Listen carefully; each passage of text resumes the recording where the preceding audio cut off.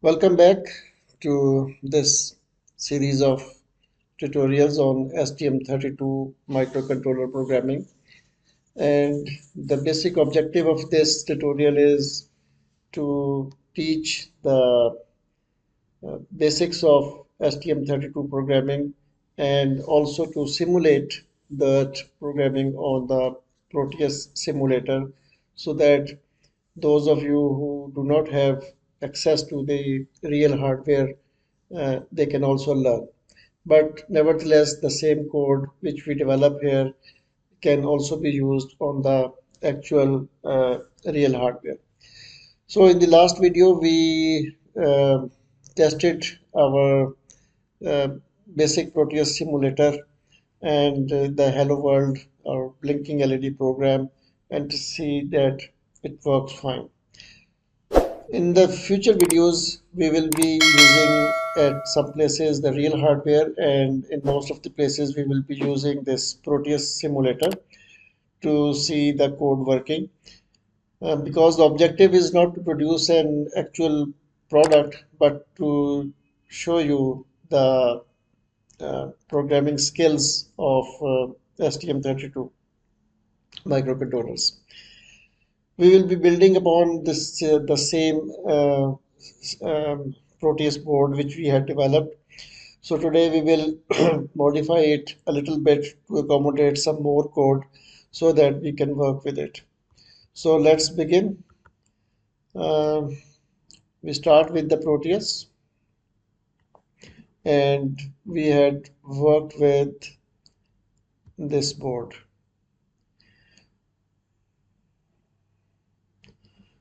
Right. So on that board that yesterday we had configured these power rails. Let me show you again that the power rails are configured to work with 3.3 volts, and VDDA, which is the power supply pin of this STM32F103C8 component provided by the uh, Proteus software is there.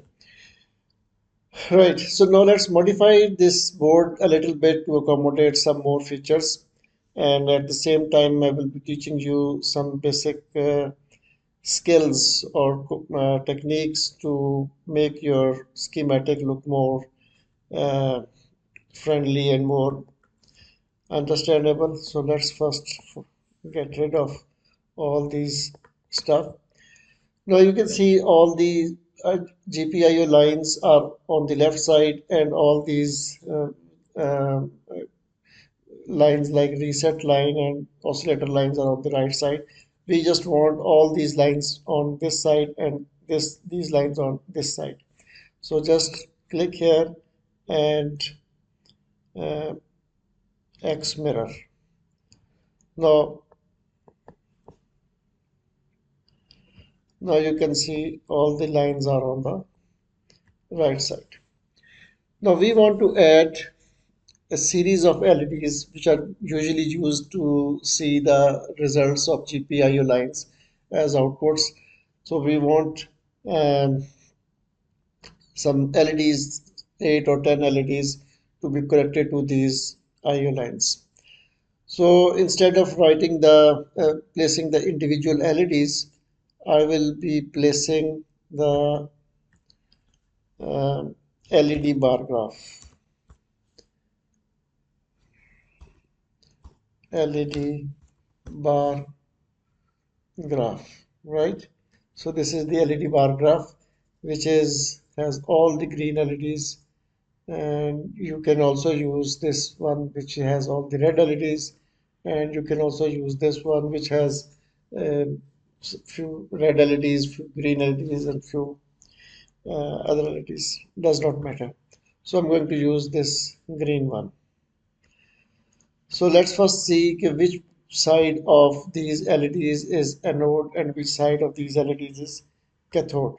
So let's power these LEDs, uh, any one of these LEDs. We power it from here and ground on the other side. Let's assume that this side is cathode and this side is anode, and the LED turns on, so it means this side is anode and this side is cathode. So in our program we will be using the these LEDs. Now there are two process methods. One is hardwire these LEDs, like you connect these and you connect these to the respective IO pins of your microcontroller. That can be fairly good option. But if you want these IO lines then to be connected in another project to some other lines, you will have to break these uh, wires. So I use another method which is called the nets. Nets are basically symbols which you give to these lines and these lines, and when the simulation runs or when the PCB routing runs, these get connected. So we can always connect and disconnect these lines. That becomes more useful. Another thing which you already know, I hope, that these LEDs, they always require a current limiting resistor in series with them so that the excessive current cannot flow, cannot be drawn from the microcontroller. So we will be using a current limiting resistor, like if this is 1K, I will change its value. Let's change its value to 220 ohms. 220 R, that means 220 ohms. And let's make it a digital. It does not matter, but it is usually better to make these resistors as digital when we are dealing with the digital circuitry. And I don't want to show up these R1 and 220 ohm things because I have to place so many of these here. So I just hide these two things as well, right? And let's say this text goes here. Now I copy the same and uh, copy to clipboard, and then I paste from clipboard. So this is the second register. Oh,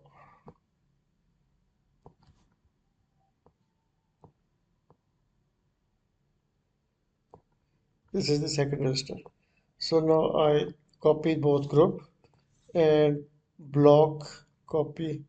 So this makes another, this makes another, this makes another, and this makes another. Now I have got 10 LEDs, each with 220 ohm resistor.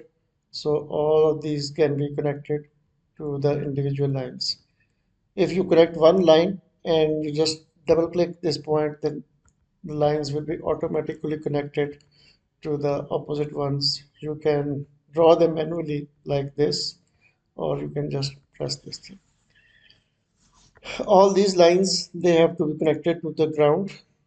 So first of all, I change this text,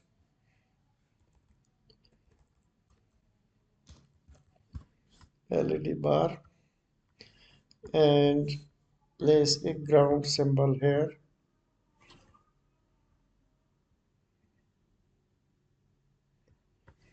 And connect all these lines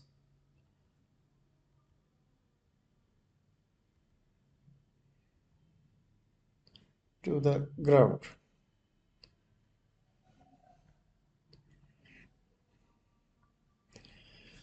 Now I want these lines to be connected to these lines. Like the first LED here, I want to be connected to PA0, or like this LED I want to connect to PA0, this LED I want to connect to PA1, this two.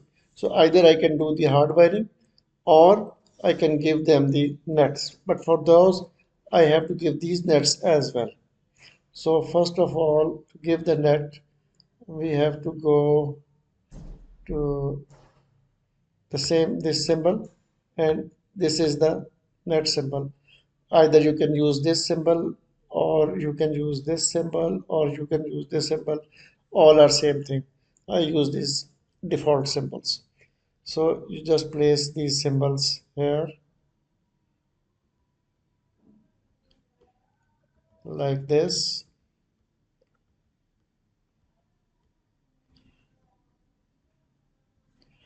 and connect them here.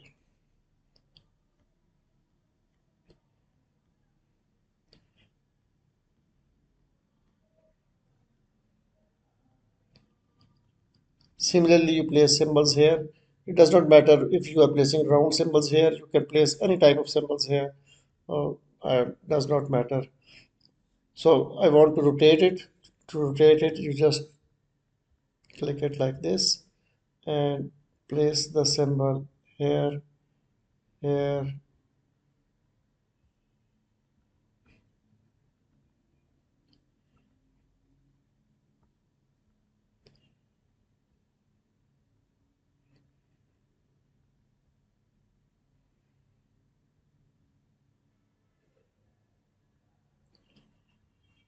and then you connect them.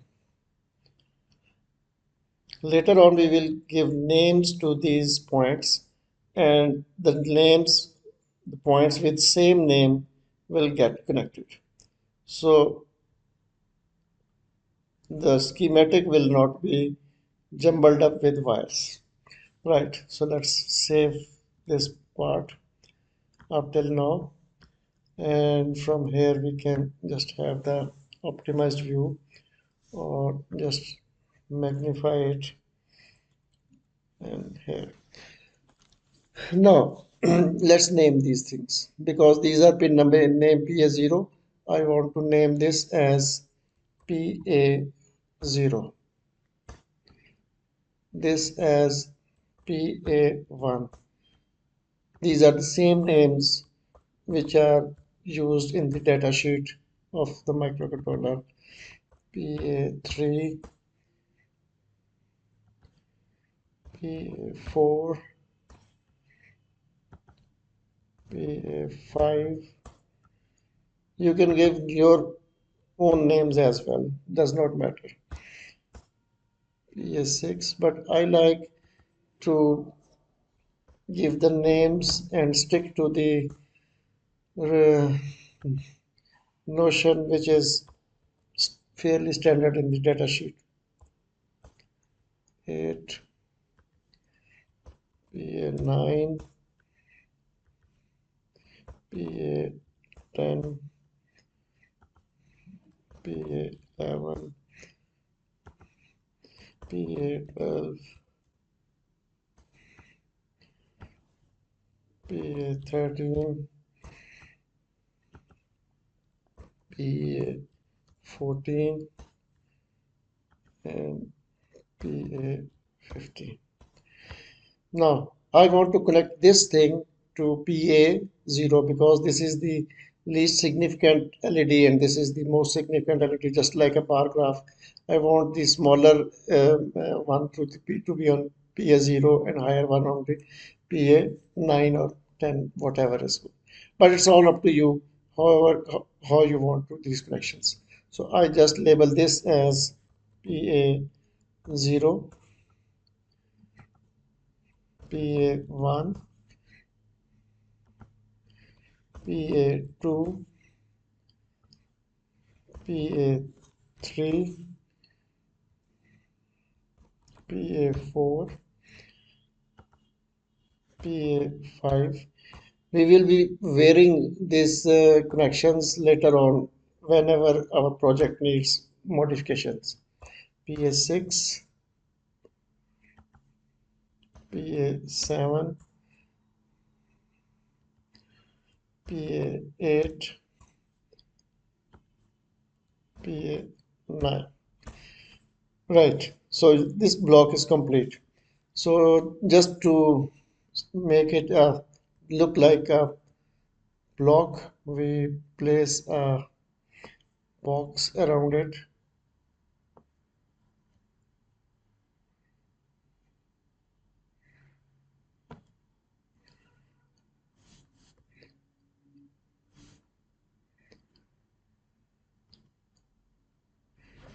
Now we go to the properties of this box,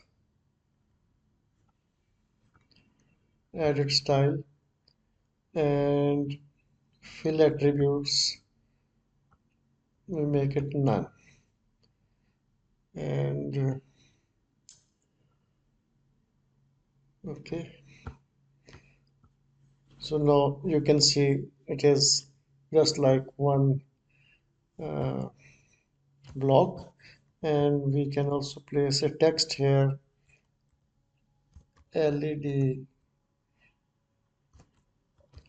bar graph. This is just text. It has nothing to do with schematic or whatever it is.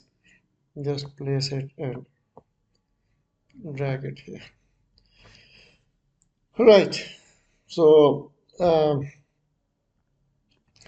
so now we can move it anywhere on our schematic, and these connections will remain connected. You don't have to rewire or reconnect the wire.